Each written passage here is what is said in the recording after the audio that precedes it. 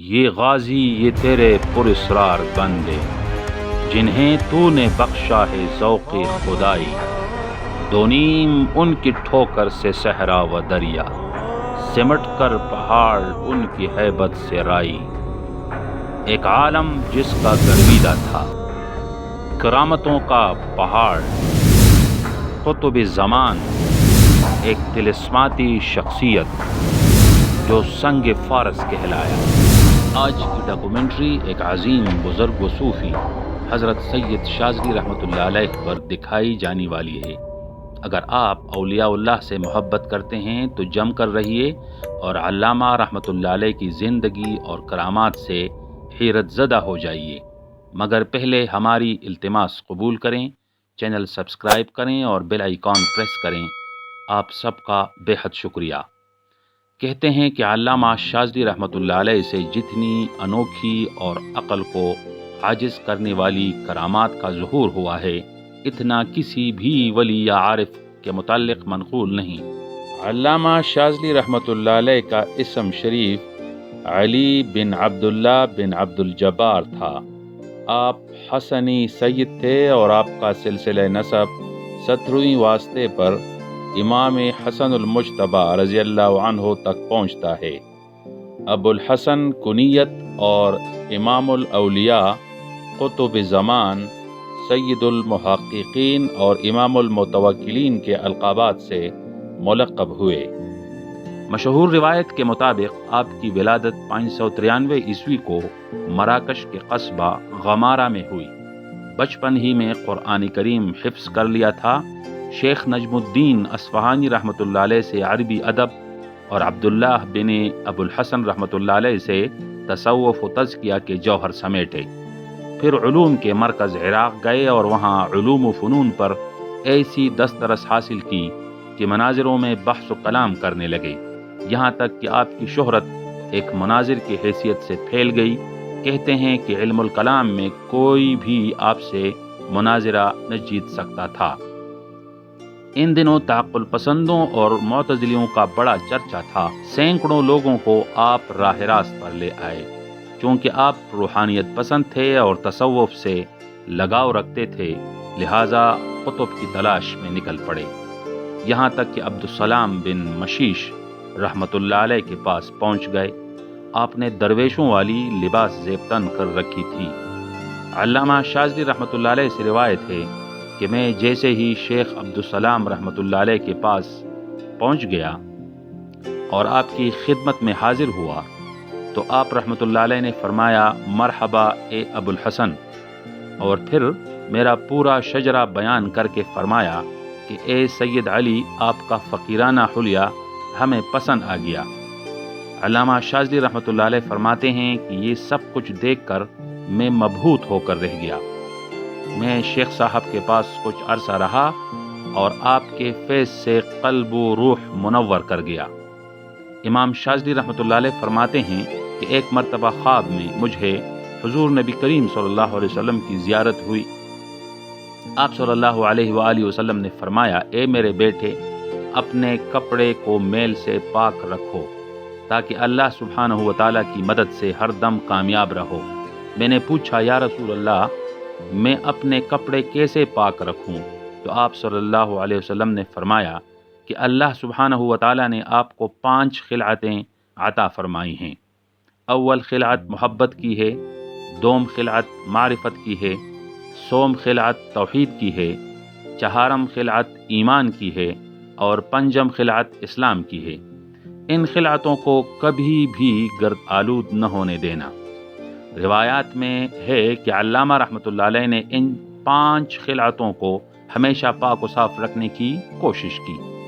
روایات میں یہ بھی ہے کہ علامہ شاذلی رحمۃ اللہ علیہ نے خواب میں شیخ ابو بکر رحمۃ اللہ علیہ کا مرتب کردہ درود تاج آن حضرت صلی اللہ علیہ وسلم کی خدمت میں پیش کیا تو آن حضرت صلی اللہ علیہ وسلم نے اسے بہت پسند فرمایا۔ اس لیے درود تاج علامہ شاذلی رحمۃ اللہ علیہ کی طرف منسوب کیا جاتا ہے۔ روایت ہے کہ ایک مرتبہ علامہ شاذلی رحمۃ اللہ علیہ بحری سفر کر رہے تھے کہ آپ پر دعائے حزب البحر منکشف ہوئی۔ حزب البحر وہ دعا ہے جو بہت مقبول ہے اور تمام سلسلہ طریقت میں رائج ہے۔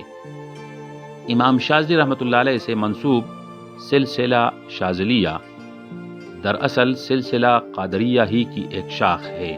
آپ کے لاکھوں معتقدین اور مرید مراکش، تیونس اور مصر میں پائے جاتے ہیں۔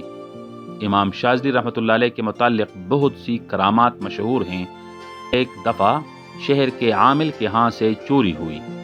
اس کے کارندے چور کو ڈھونڈتے ڈھونڈتے علامہ شاذلی رحمۃ اللہ علیہ کے ہاں وارد ہوئے۔ چونکہ چور فی الحقیقت کوئی پیشہ ور چور نہیں تھا، بلکہ حالات سے مجبور ہو کر آٹے کی ایک تھیلی چرائی تھی، اس لیے علامہ رحمۃ اللہ علیہ نے اسے پناہ دے دی۔ حکومتی کارندے آ کر علامہ رحمۃ اللہ علیہ سے تقاضا کرنے لگے کہ چور نے سونا چرایا ہے اور گدھوں پر لے جا کر غائب کر دیا ہے، یا تو چور کو پیش کر دے ورنہ خود گرفتاری دینے کے لیے تیار ہو جائے۔ جب بحث بڑھنے لگی تو علامہ رحمۃ اللہ علیہ نے کہا، آؤ دریا کے پاس چلتے ہیں۔ کہتے ہیں کہ وہ آپ رحمۃ اللہ علیہ کے ساتھ دریا کنارے چلے گئے۔ علامہ شاذلی رحمۃ اللہ علیہ پتھر اٹھاتے اور سینے سے لگا کر پھینک دیتے، وہ پتھر سونا بن جاتا۔ اس طرح مطلوبہ سونا کارندوں کے حوالے کر کے آئے، اس لیے آپ کو سنگ پارس بھی کہا جاتا ہے۔ ایک اور روایت ہے کہ کسی کنویں کا پانی بہت تلخ تھا، علامہ شاذلی رحمۃ اللہ علیہ نے اس میں اپنا لعاب دہن ڈالا تو وہ پانی میٹھا ہو گیا۔ ایک دفعہ آپ کسی جنگلی علاقے کا سفر کر رہے تھے کہ جنگلی جانوروں نے آپ پر حملہ کرنے کی کوشش کی۔ آپ نے دعائے حزب البحر پڑھنا شروع کیا کہ وہ جانور آپ کو کچھ کہے بغیر واپس لوٹ گئے۔ اس طرح کی ڈھیر سارے واقعات ہیں جو آپ کے کرامتوں پر استدلال کرتے ہیں، اسی لیے تو آپ کو کرامتوں کا پہاڑ کہا جاتا ہے۔ آپ کے متعلق کہا جاتا ہے کہ رسول اللہ صلی اللہ علیہ وسلم نے آپ کو خواب میں حکم دیا کہ مصر جا کر 40 صدیقین کے درجات بلند کر۔ علامہ رحمۃ اللہ علیہ وہاں گئے اور 40 طالبین کو منتخب کر کے ان کی روحانی تربیت کی۔ مصر اور تیونس کے حکمران آپ کے سخت خلاف تھے، جس کی وجہ سے آپ کو ابتدا میں کئی قسم کی مشکلات کا سامنا کرنا پڑا، مگر اپنی تسخیری اور روحانی قوتوں کے سبب آپ نے ان تمام مشکلات پر قابو پا لیا اور وہ مخالفین آپ کے مرید بن گئے۔ انہوں نے آپ کو خانقاہ بنانے کے لیے وسیع زمین کا نذرانہ بھی پیش کر دیا۔ کچھ عرصہ بعد آپ تیونس چلے گئے اور وہاں شاذلہ نامی جگہ قیام فرمایا، اسی نسبت سے آپ کو شاذلی کہا جاتا ہے۔ تیونس کے سلطان ابو زکریا حفصی آپ کا مرید و معتقد تھا اور آپ کو وہاں کبھی بھی پریشان نہیں ہونے دیا۔ علامہ شاذلی رحمۃ اللہ علیہ صرف ایک صوفی ہی نہ تھے بلکہ مجاہد بھی تھے۔ آپ نے عیسائیوں کے خلاف مسلمان لشکروں کے ساتھ مل کر کئی جنگوں میں حصہ لیا۔ آپ کی عائلی زندگی نہایت سادہ تھی، حد درجہ خوددار اور بامروت تھے، کسی سے مدد نہ مانگتے، مریدین سے کہہ رکھا تھا کہ کسب حلال کر لیا کریں تاکہ ان کی زندگی تاریک نہ ہو۔ خود بھی کام کرتے اور مریدین کو کسی کے آگے ہاتھ پھیلانے سے روکتے۔ علامہ شاذلی رحمۃ اللہ علیہ کی وفات کے متعلق منقول ہے کہ 656 ہجری کو اسکندریہ سے آپ حج کے لیے روانہ ہوئے تو راستے میں ہی صحرائے عیزاب کو عبور کرتے ہوئے حمیترا کے مقام پر وفات پا گئے۔ کہتے ہیں کہ دوسری رکعت کے آخری سجدہ میں آپ کی روح پرواز کر گئی، نور اللہ مرقدہ۔ تو ناظرین، کیسی لگی آج کی ویڈیو؟ اگر پسند آئی ہو تو ضرور لائک کریں۔ انشاءاللہ اگلی ویڈیو میں پھر ملاقات ہوگی، تب تک کے لیے اللہ نگہبان۔